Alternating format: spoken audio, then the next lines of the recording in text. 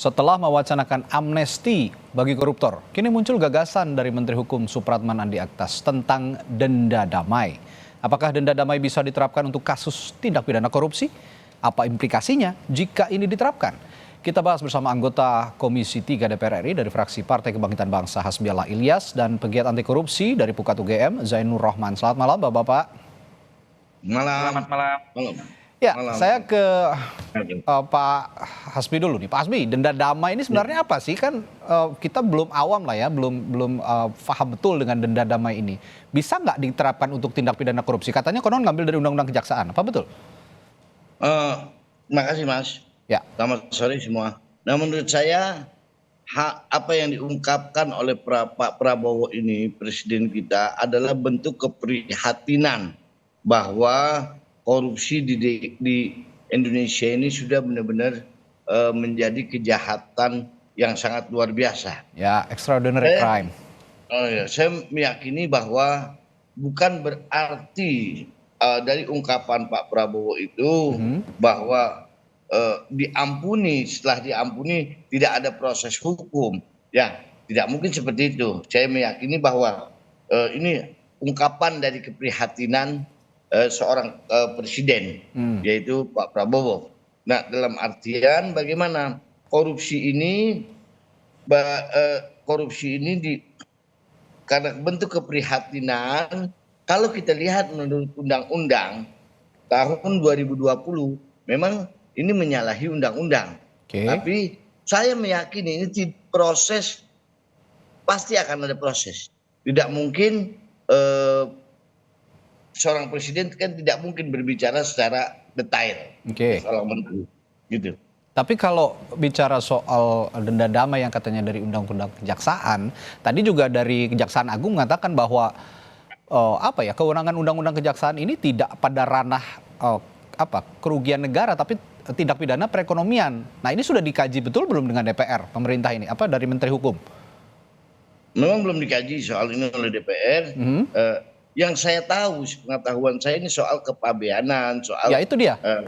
Ya bukan soal korupsi. Betul. Korupsi dengan jelas yaitu di pasal Undang-Undang Nomor 20 Tahun 2021 tindak pidana korupsi tegas disebutkan bahwa pengembalian kerugian negara tidak menghapus pidana. Ya. Itu nanti.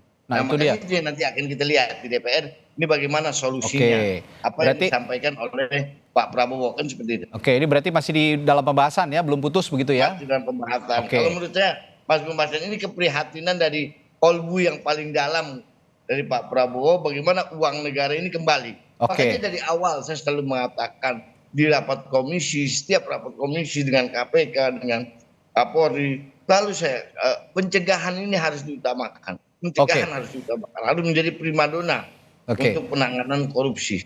Meskipun kalau misinya untuk recovery aset kan misalnya bisa mengoptimalkan undang-undang perampasan aset yang saat ini juga masih mandek kayaknya di DPR ya, Pak Hasbi. Belum, karena kita kebetulan lagi reses, nanti kita lihat setelah baik. bulan Januari. Saya ke Mas Roman. Mas Roman, gimana nih? Undang-Undang Kejaksaan katanya dipakai untuk denda damai ini yang kemarin sebelumnya diminta untuk ada amnesti, abolisi dan gerasi untuk para koruptor. Sekarang muncul lagi denda damai yang ngambilnya dari Undang-Undang Kejaksaan. Sudah pas apa belum? Ya, kalau kita dengarkan dari awal Presiden Prabowo menyampaikan akan memberi ampunan kepada koruptor selama bersedia untuk mengembalikan hasil kejahatannya, kita bertanya-tanya akan menggunakan mekanisme apa, karena itu dilarang oleh pasal 4 Undang-Undang Nomor 199 Junto 20 2001. Kemudian itu diperjelas oleh Menko Yusril dengan mengatakan Presiden punya hak secara prerogatif yang dijamin di dalam Undang-Undang Dasar, yaitu memberikan amnesti dan abolisi. Kemudian ada reaksi keras dari masyarakat, termasuk dari kami. Kami sampaikan bahwa amnesti dan abolisi itu seharusnya tidak mudah diobral, harusnya dikeluarkan khusus untuk agenda-agenda penting seperti menyatukan bangsa pasca misalnya konflik internal. Kalau dalam sejarahnya itu diberikan kepada eksponen GAM atau Fretilin dan lain-lain para tahanan politik. Nah, kemudian muncul lagi dari Menkum, Menteri Hukum Supratman Andi Aktas. Kita bukan pakai amnesti abolisi, tapi pakai denda damai, pakai Undang-Undang Nomor 11 Tahun 2021 tentang kejaksaan. Di sana ada penghentian perkara di luar pengadilan selama yang menjadi pelaku tindak pidana tersebut bersedia membayar denda sesuai dengan persetujuan dengan Jaksa Agung. Oke. Nah, tetapi kan kita lihat di dalam undang-undang ini ketentuan denda damai itu hanya bisa diberlakukan khusus untuk jenis-jenis tindak pidana ekonomi yang dilimitasi, Ya. antara lain tindak pidana perpajakan, kepabeanan, atau tindak pidana ekonomi lainnya yang ini tidak termasuk tindak pidana korupsi. Nah, kalau kita dengar dari awal pernyataan Presiden Prabowo, pernyataan Menko Yusril, kemudian pernyataan Menkum Supratman Andi Aktas, tidak ada satu arah dan tidak ada soliditas. Artinya ini memang ide yang tidak disampaikan berdasarkan hasil kajian yang utuh, yang berdasar dengan hasil kajian sesuai dengan ketentuan peraturan perundang-undangan, sehingga Oke. kami sangat menyayangkan ketika di internal pemerintah sendiri belum solid tetapi menyampaikannya kepada publik. Oke. Sekali lagi, ini sebenarnya adalah tujuan yang mulia dari Presiden Prabowo untuk Ya, aset recovery. aset Mungkin recovery. karena sekarang pemerintah butuh ya Mas Radia, butuh pendanaan yang besar Ya. untuk program-program prioritas pemerintah begitu ya. Tetapi caranya menurut kami tidak tepat. Oke. Tidak tepat kalau mau memberikan pengampunan karena melanggar pasal 4, tidak tepat memberikan amnesti dan abolisi karena terlalu cemen begitu ya kalau Ya. untuk koruptor, atau juga tidak tepat menggunakan denda damai Atau karena tidak Mas Rohman sesuai dengan begini, undang-undang atau jangan-jangan ini munculnya wacana denda damai ini sekaligus untuk membenarkan atau pembenaran adanya ide abolisi, amnesti dan gerasi untuk koruptor tadi. Apa Anda punya analisa lain atau Anda mengamini pernyataan saya ini? ini nanti lama-kelamaan kesesatannya semakin jauh nih gitu ya. Jadi kami berikan saran gitu ya, lebih baik pemerintah duduk bersama dulu. Ya. Lakukan pengkajian secara solid, ingin menggunakan jalur apa, kemudian ditetapkan. Kalau memang butuh mengubah undang-undang, silakan ubah undang-undangnya. Saran kami, cara yang bisa ditempuh adalah kriminalisasi illicit enrichment, pengayaan secara tidak wajar. Melalui apa? Perubahan Undang-Undang Nomor 3199 Junto 20 2001, yaitu para penyelenggara negara atau pihak lain yang punya kekayaan tidak dapat dijelaskan asal usulnya maka dirampas untuk negara. Itu adalah jalan yang dijamin di dalam United Nations Convention Against Corruption. Itu adalah jalan yang halal, yang itu pasti akan didukung oleh rakyat lebih permanen ke depan, sehingga mencegah misalnya kasus-kasus seperti misalnya rekening gendut, atau ada penyelenggara negara yang gaya hidupnya glamor jauh melebihi penghasilan sahnya, daripada menggunakan jalan-jalan yang bisa juga dibaca keliru seakan-akan ini lembek terhadap koruptor, seperti misalnya melalui amnesti abolisi, apalagi denda damai ini, Mas Radi. Ya baik, saya ke Pak Hasbi lagi. Pak Hasbi, Anda ini kan wakil rakyat begitu ya, yang duduk di Senayan, representasi publik juga. Nah, sejauh ini desakan publik itu lebih menginginkan bahwa daripada memunculkan isu denda damai, abolisi, amnesti, gerasi untuk para koruptor ini, ya lebih baik optimalkan sajalah undang-undang perampasan aset. Kenapa sih susah banget diselesaikan gitu kira-kira? Jawaban Anda bagaimana soal ini? Begini Mas, ini bukan soal susah atau tidak susahnya. Dewan itu yang dibahas undang-undang bukan hanya soal perampasan aset. Kita banyak undang-undang yang mesti kita bahas, bahkan ratusan undang-undang yang kita bahas. Nah, kita ini baru masuk 1 bulan, baru dari bulan Oktober, sekarang baru 2 bulan.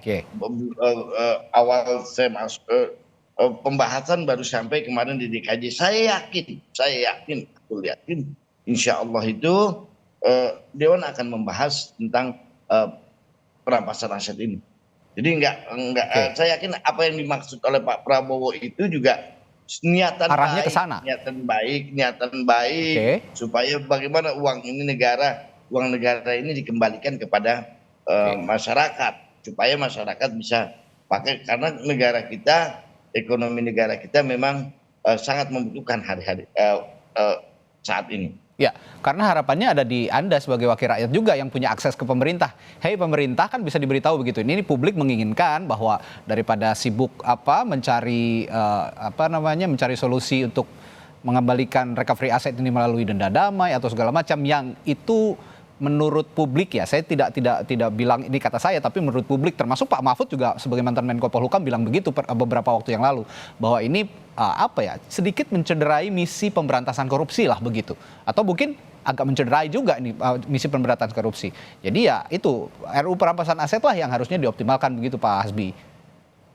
Mungkin yang disampaikan oleh Pak Prabowo saya rasa tidak mencederai ya. Pak Prabowo ini dalam rangka mencari solusi bagaimana uang negara yang sudah diambil atau sudah dikorupsi oleh para koruptor itu kembali.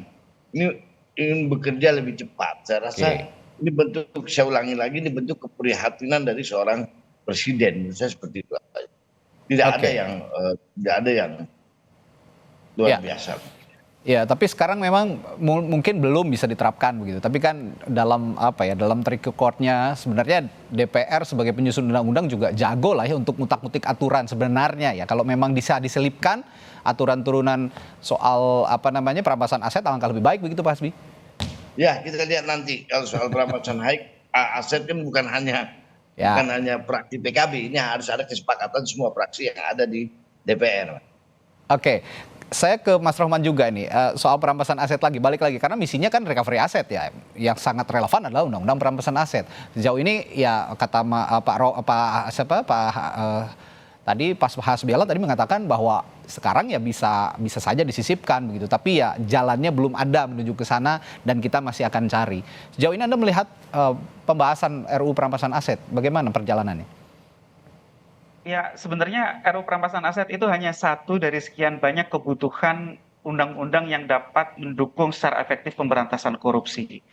Undang-undang perampasan aset nanti kalau disahkan itu punya limitasi, punya batasan-batasan untuk bisa diberlakukan. Biasanya karena ini bersifat non-conviction based, itu hanya bisa diberlakukan ketika tersangka terdakwanya itu melarikan diri, meninggal dunia, tidak diketahui keberadaannya. Maka selain undang-undang perampasan aset, kriminalisasi illicit enrichment itu perlu dilakukan melalui undang-undang tindak pidana korupsi. Nah, jadi menurut saya RUU perampasan aset sangat penting. Revisi undang-undang tipikor memasukkan illicit enrichment itu juga penting. Jadi ada di dua tempat itu, Mas Radi. Illicit enrichment dikriminalisasi di dua RUU itu tadi gitu ya. Nah, sejauh ini kita belum melihat adanya pergerakan yang signifikan di DPR. Ini bola kan sudah pernah ditendang dari Pak Jokowi gitu ya. Surpresnya sudah dikirim, tetapi di DPR masih mandek. Harapan kami selama periode DPR 2024-2029, dua undang-undang yang penting ini, syukur-syukur bisa ditambah satu lagi dengan RUU pembatasan transaksi uang kartal, itu bisa disahkan. Saya pikir 1 tahun misalnya bisa mengesahkan satu undang-undang yang dapat mendukung pemberantasan korupsi secara efektif. Ini akan mendongkrak ya indeks persepsi korupsi, akan mendorong bagaimana aparat penegak hukum dapat secara efektif melakukan pemberantasan korupsi, dan ini juga bisa menimbulkan efek gentar Pak Hasbi, karena para penyelenggara negara maupun pihak lainnya itu tidak akan sembarangan begitu ya menumpuk harta ketika harta itu tidak dapat dijelaskan asal usulnya, karena percuma nanti akan disita untuk negara kalau harta itu tidak dapat dijelaskan berasal dari perolehan yang sah. Jadi menurut saya pencegahan itu salah satunya juga bisa melalui disahkannya undang-undang perampasan aset maupun undang-undang tindak pidana korupsi yang mengkriminalisasi pengayaan secara tidak wajar itu. Mas Radi. Ya, begitu memang saat ini yang dibutuhkan ya alih-alih untuk mendapatkan recovery aset, undang-undang perampasan aset lah yang paling relevan. Ditambah tadi dari Mas Rohman tambahannya adalah pemiskinan pelaku tindak pidana korupsi ya.